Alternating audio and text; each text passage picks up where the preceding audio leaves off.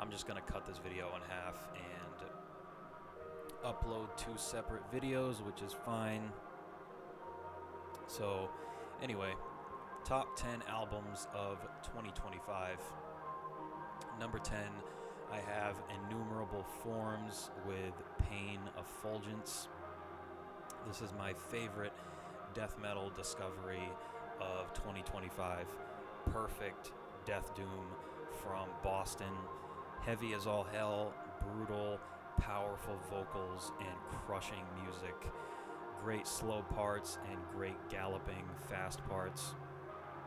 I heard I think it's their second release, Punishment in Flesh, earlier this year, and that record got me hooked onto these guys' sound, and they came out with this, I don't remember which month, but I've just been listening to this religiously recently. It's just perfect death doom. Love the sound. Number 9, I have Mizmor and Hell with Alluvion. This is devastating, blackened doom from the depths of human sorrow. It is a massive sound, loaded with atmosphere and passion, seamless transitions between really atmospheric ambient parts and just crushing doom.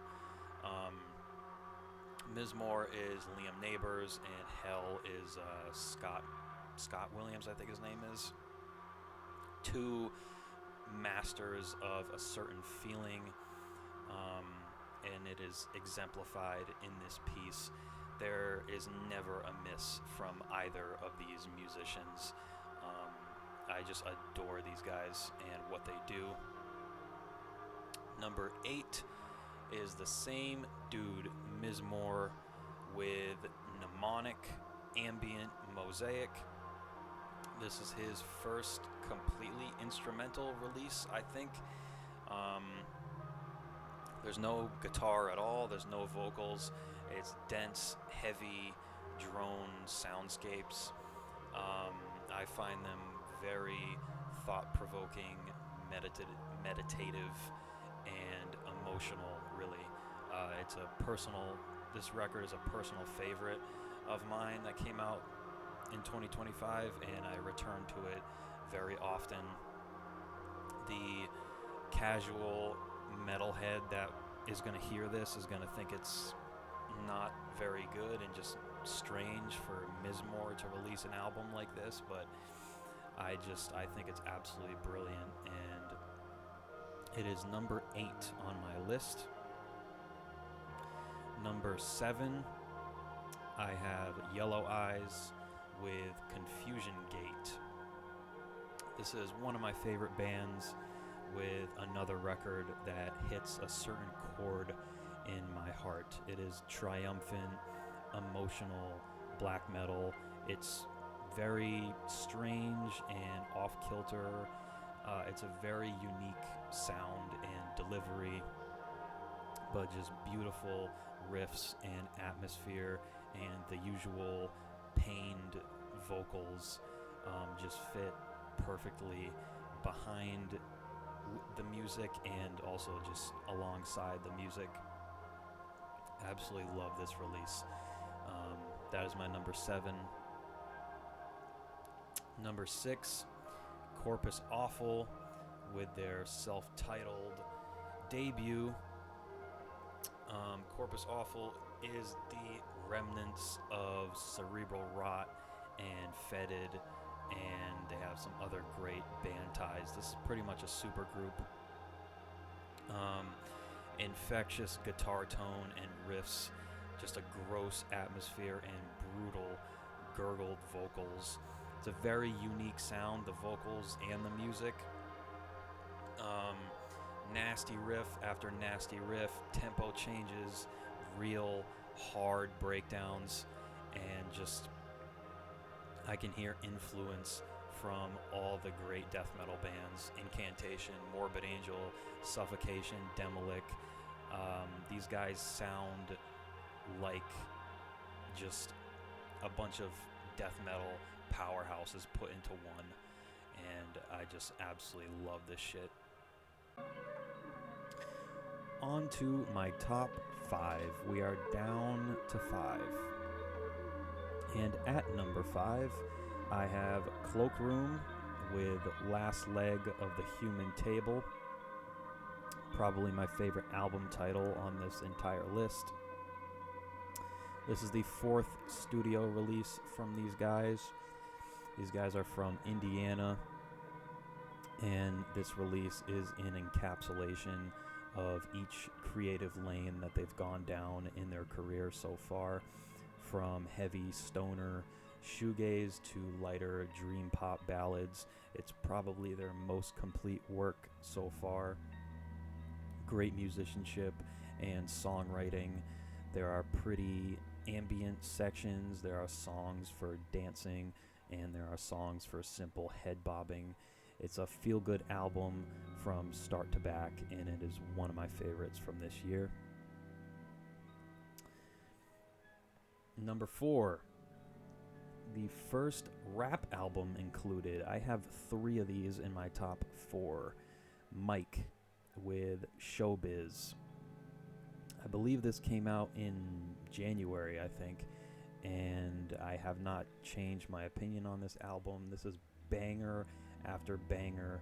Mike, it's still mumbly Mike, but he's still just an incredibly dense lyricist. Top tier production and sampling. This album is so enjoyable and infectious. I saw Mike live in May, and I had a great time. He just has such a wholesome, grateful presence, and I think he's one of the best young minds in modern rap. Just a great release. I don't know if it's my favorite that he's released ever, but it's definitely up there. His catalog so far that he's built in his career is really remarkable, and I am just a huge fan of his work. My number 3 is a band that I also saw in May, earlier in May. I think it was May 13th. Deafheaven with Lonely People with Power. This is a magical, emotional album. On paper and how it's been received so far, it's probably Deafheaven's best that they've released. I don't think it is my favorite, but I do find it absolutely incredible. Like I said, I saw them live in May, and I had one of the best nights of my life. This is beautiful, heart-wrenching, black gaze. The way that they fuse metal and pop, I guess, or just alternative rock, is just tremendous. I mean, they continue to evolve their sound, and they really have never lost me as a fan. I absolutely adore these guys. I think they're one of the best bands in any genre today. And they added another masterpiece to their collection. So, Deafheaven at number 3. My number 2, my favorite rapper for the past 15 years, released his happiest and most wholesome album, Earl Sweatshirt, Live, Laugh, Love. This is an inspirational look at how a human being can work their way out of pain and suffering and become a better person. Soulful, choppy beats, still very experimental but smooth and catchy. Earl's flow is as effortless as it's ever been. Densely packed lyrics, and just a phenomenal album. From misogyny, drug addiction, and deep depression to an album about fatherhood, marriage, and friendship. It's absolutely beautiful to see his career trajectory, to see and to hear where he once was in his life to here where he is now is very, very inspirational, and he continues to be my favorite rapper. So Earl Sweatshirt, Live, Laugh, Love at number 2. And finally, at long last, my number 1 album for 2025, Billy Woods, Golliwog. This is album of the year for me. Billy Woods is my biggest musical revelation of 2025. I had heard of him and Arm & Hammer for years, and I never really understood the strange artsy flows that go off in every direction, and like what the hell he's talking about. I just had no idea. Something just decided to click in 2025 for me, and I've been obsessed with this guy's work all year. Golliwog is a horror film of Afro-pessimism and the almost comical brutality of modern life. Money, women, family, grief, guilt. Woods hits it all in this album. Unreal, atmospheric, avant-garde production from a star-studded list of beat makers, including Kenny Segal, Alchemist, Conductor Williams. List goes on and on. Woods' flow is untouchable in a way that almost cannot be understood.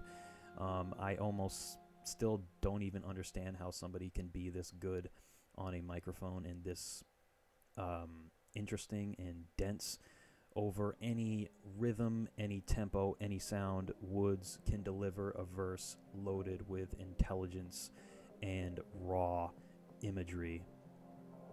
And Golliwog is a complete masterpiece. Every song is genius. Every verse, every feature. I cannot get over this album.